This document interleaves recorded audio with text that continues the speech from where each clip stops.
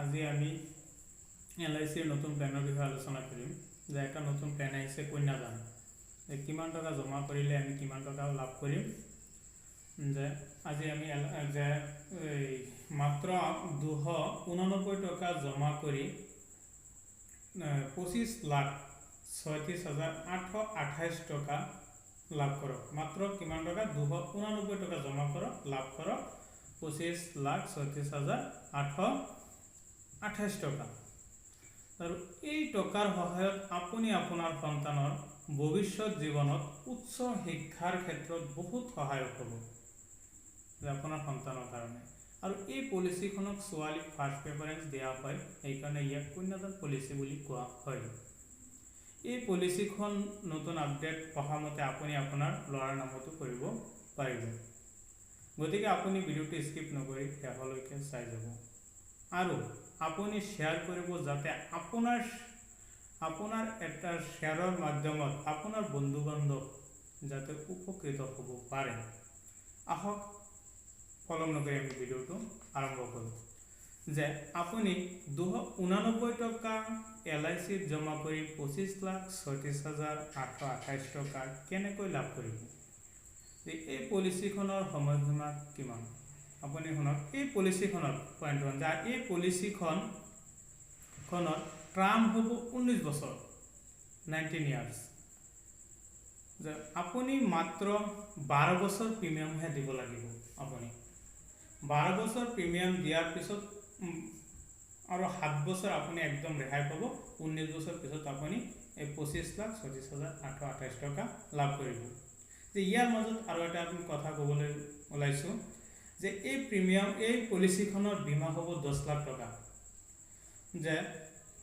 যদি এই পলিচি হোল্ডাৰৰ বয়স 8 বছৰৰ ওপৰত হয়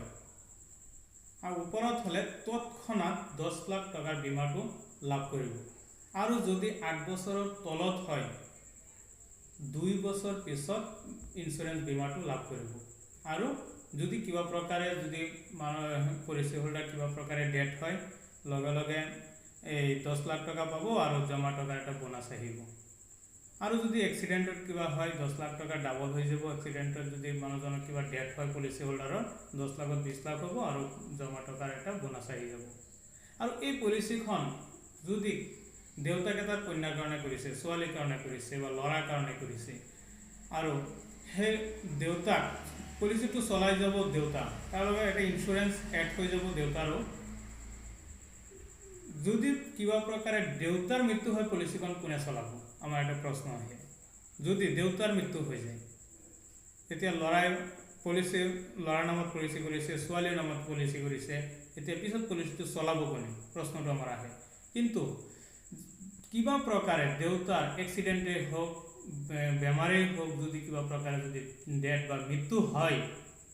লগে লগে একদম সব প্ৰিমিয়াম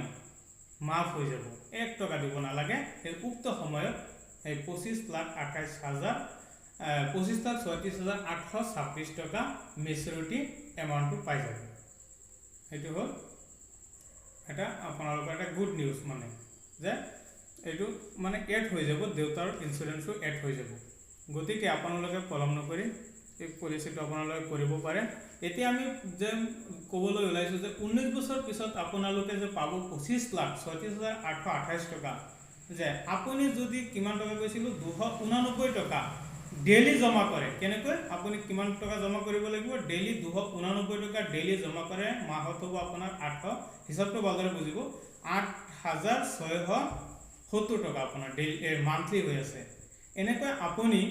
12 বছৰ জমা কৰাৰ পিছত টোটেল এমাউণ্ট হ'ব 12 বছৰ জমা কৰাৰ পিছত আপোনাৰ টোটেল এমাউণ্ট হ'ব 12,40,000 টকা আপোনাৰ জমা হ'ব আপুনি কিমান পাব আপুনি পাব 25,36,826 টকা আৰু এই টকাৰ সহায়ত আপোনালোকে কি কৰিব ল'ৰাৰ কাৰণে উচ্চ শিক্ষাৰ ছোৱালীক দিয়াৰ বাবে আপুনি কি বহুত উপকৃত হ'ব সহায়ক হ'ব তাৰপিছত যে গতিকে আপুনি আপোনাৰ সন্তানৰ ভৱিষ্যতৰ কথা চিন্তা কৰি যদি এই পলিচিখন কৰিব বিচাৰে পলম নকৰি আপুনি অতি সোনকালে যে মোৰ ডিছক্ৰিপশ্যনত কণ্টেক্ট নাম্বাৰ দিয়া আছে, আপুনি যোগাযোগ কৰিব পাৰে। যে পুনৰবাৰ মই আকৌ কৈ আছোঁ যে আপুনি এই ভিডিঅ'টো আপোনাৰ বন্ধু বান্ধৱক শ্বেয়াৰ কৰি দিয়ক। আপোনাৰ এটা শ্বেয়াৰৰ মাধ্যমত আপোনাৰ বন্ধু বান্ধৱ উপকৃত হ'ব। আৰু ভিডিঅ'টো কিন্তু আপুনি ফ'ল' কৰি থৈ দিয়ক, যদি আৰু শ্বেয়াৰ কৰি থৈ দিয়ক, লাগিলে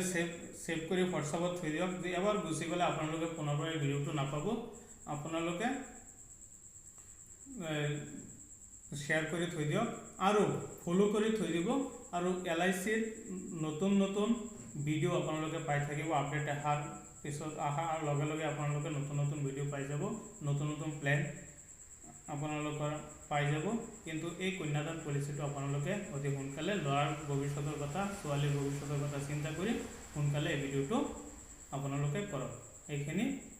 কৈ মই ভিডিঅ'টো সমাপ্ত কৰিছোঁ।